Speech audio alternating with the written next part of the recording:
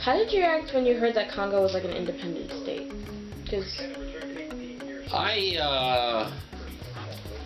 at the time, most of us who lived there didn't really think they were ready for it. Because of the, first off, lack of understanding what independence was. There were people who showed up with their basket asking for their independence, thinking it was something that you were going to put in a basket.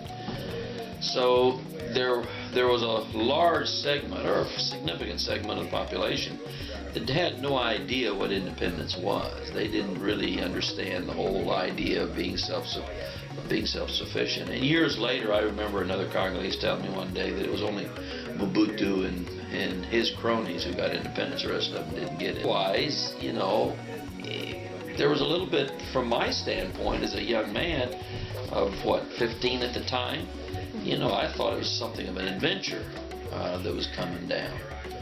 But I wasn't too much into the politics. I heard what was going on and that type of thing. Yeah.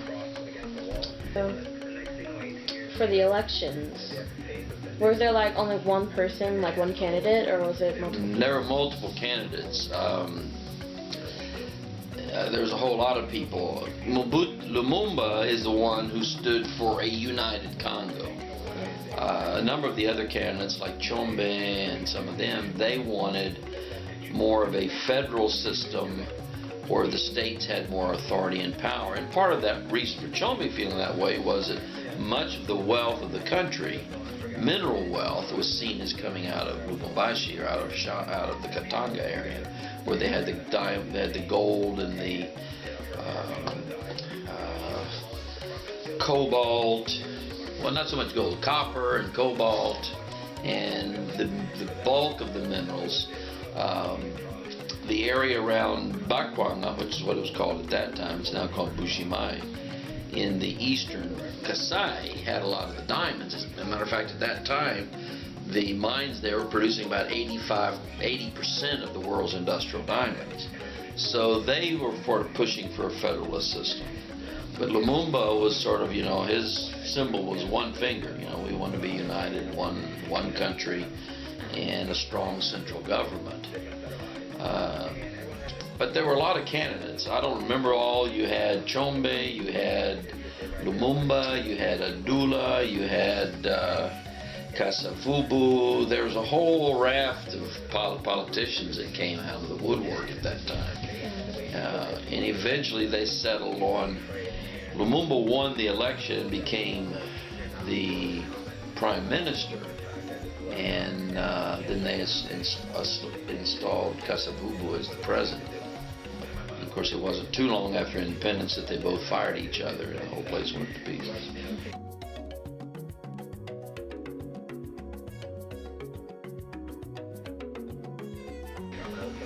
Would you blame it on Lumumba? Is that what you said? In part, I think Lumumba was good at stirring up things, but I don't really think he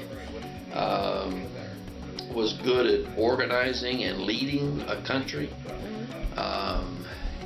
He was somewhat erratic from all appearances. The people had to deal with him, just didn't know what.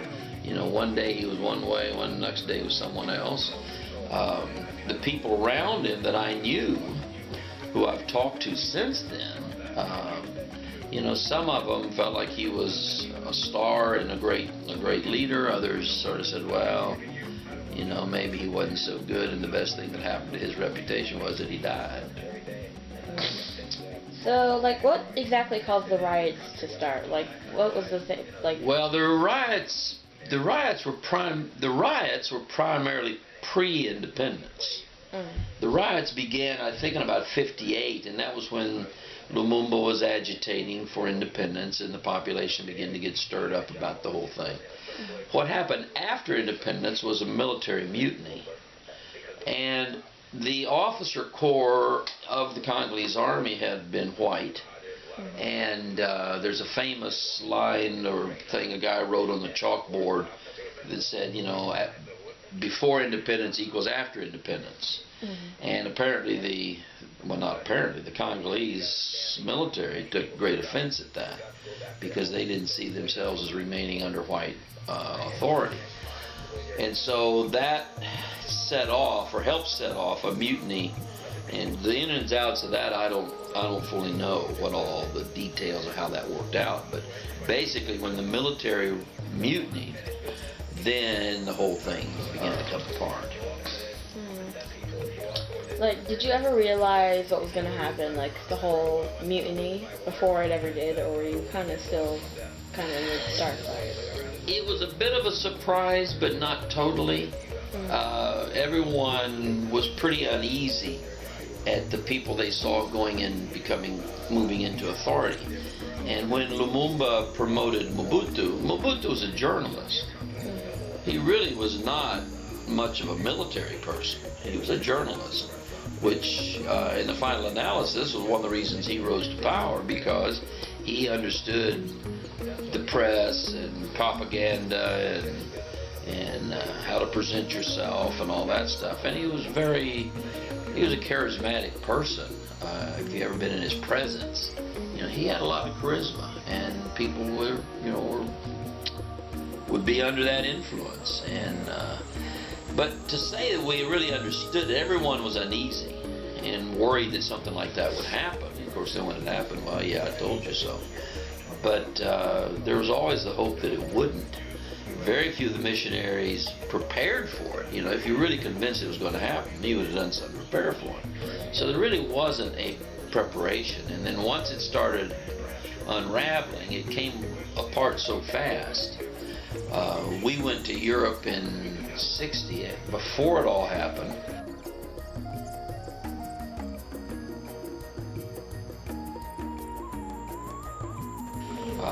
I think we were actually in Belgium or in Europe on Independence Day on June 30th. And that fall, it was not too long, I'm trying to remember the dates, I don't. But my brother Paul and I were actually going to a radio station. There was a Catholic shortwave radio station there that was really a ham operator who helped phone patch people in Belgium through the radio to their family members who were Catholic priests and sisters in the Congo. And so it was a radio link to Congo and a telephone link to the station. Well, we went to that because they wanted us there. Particularly, they took Dad, but Dad said, "You all know more than I do," so he took Paul and I, because we used to spend a lot of time in the summers operating the radios, so we knew the call signs and who people were. And people were calling in for help from all over the Congo into this station. And he would say, "Who is that?" We said, "Well, that's Eric Bolton down at Kasha, or that's so-and-so, that's John Davis at Lubondai," or, so we were getting all of these calls that were coming in, and we recognized some of who they were calling in, and that's what they wanted us there for. So, you were there in Congo when the riots were going on? We were there when the riots went on before independence. We were not there in the riots press after independence. So we were down at school in Lubondai when things were beginning to get uneasy, and the tribes began to fight. So the riots that we saw or heard about that happened while we were in Congo happened primarily in the capital city, and primarily, not the only place, but primarily in Kinshasa, or Leopoldville as it was called at that time. And was it really dangerous to go outside or anything during that time? No, not for us. We were at school. We didn't feel particularly threatened. And what was the worst thing of the whole? What was the worst of all? Well, it was worse for the people who got caught in the middle of it after independence and the military rioted, and missionaries were getting beat and tied up and abused, and there was killings at Congolo of the Catholics there and that type of thing.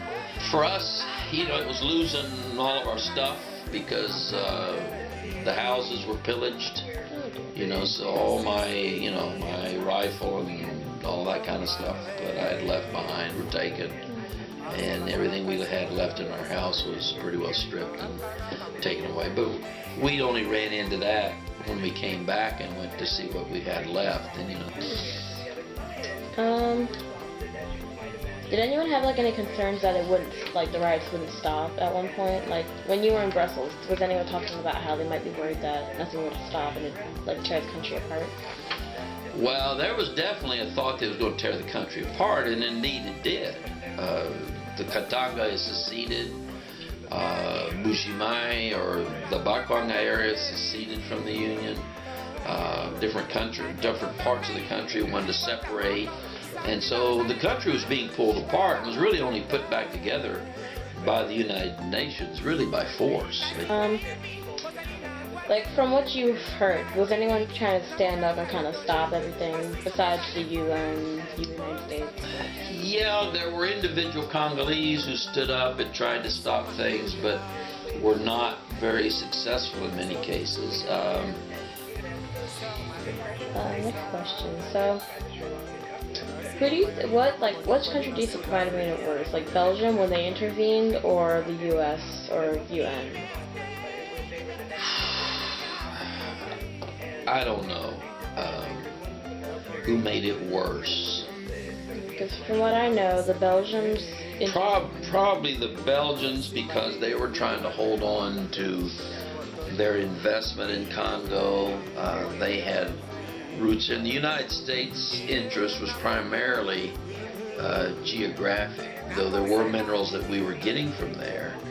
And there was American investment in Congo, but I'm not sure the U.S. was being so protective of investment, though that could possibly be the case. Alright. So do you know how long exactly the riots had gone on for? Like from the beginning, before independence, all the way to the moment they kind of stopped? Well, the riots began in, I think it was 1958, somewhere along in there. And those lasted basically till 1960. After that, there were, I don't know if you'd call them riots anymore. There was fighting that broke out between different communities in Kinshasa, but it was... Alright, so, like, from what I've read, there's, like, a lot of rumors about how Lumumba was killed or murdered. Do you have, like, your own theory, or do you know exactly what happened? I don't know exactly what happened. I'm not sure anybody knows exactly what happened. He was trying to escape Kinshasa to get to Kisangani, which was sort of a center of his support. And the Chinese and some of the communist countries that were backing him had access to bring their weapons and stuff and guns and supplies into Kisangani, and he was trying to escape to get up there where he had backing and he had military force to counter Mobutu and the ones who were after him.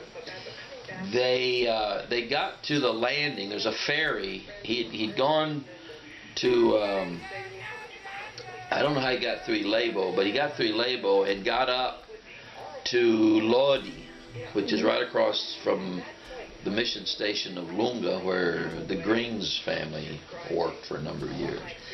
And when he got there, the ferry apparently was on the other side, and he took a canoe, left his family on the side they were on, and he took a canoe to go over to get the ferry. And while he was on the other side, the soldiers showed up and captured his family. And then he came back to save his family.